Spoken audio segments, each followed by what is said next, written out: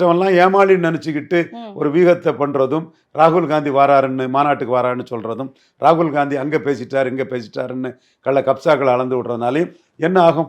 ஒன்றுமே ஆக போகிறதில்ல. அவங்க ஒரு சாதாரண ஒரு கூட்டம் திமுக நடத்தினாலும் மோடி கிட்ட 22 விட்டுறக்கூடாது, ஸ்டாலினை விட்டுறக்கூடாது. ஏன்னா ஸ்டாலினை நம்பி 2 எலெக்ஷன் ஸ்வீப் பண்ணியாச்சு. அப்போ மீண்டும் தோக்குறது வர அல்லது வெற்றி தொடரும் வர தொடருவாங்க. அந்த இடத்துக்குள்ள ராகுல் காந்தி அந்த போராட்டத்துக்கு வராரு. அந்த அளவுக்கு ஸ்டாலின் முக்கியமானவர். அவரை நீங்கள் ஒரு பல நிரூபிக்காத விஜய் வச்சு ஆல்டர்னேட் பண்ணிட முடியுமா? சப்போஸ் விஜய் வந்து 2024 ஒரு 25% வாக்கு எடுத்துட்டார் மக்களவை தேர்தலில். அப்போ நீங்கள் அதை யோசிக்கலாம். இப்போ அன்டெஸ்டட் நாட் ப்ரூவ்டா ஒரு கூட்டத்தை காட்டிக்கிட்டு, சிவாஜி காட்டாத கூட்டமா? 10 லட்சம் பேர் சென்னையில் திரண்டான். ஸோ கூட்டத்தை வச்செல்லாம் யாரும் இது பண்ண மாட்டாங்க. டிடிவியே உங்களை விட்டுட்டு போயிட்டார,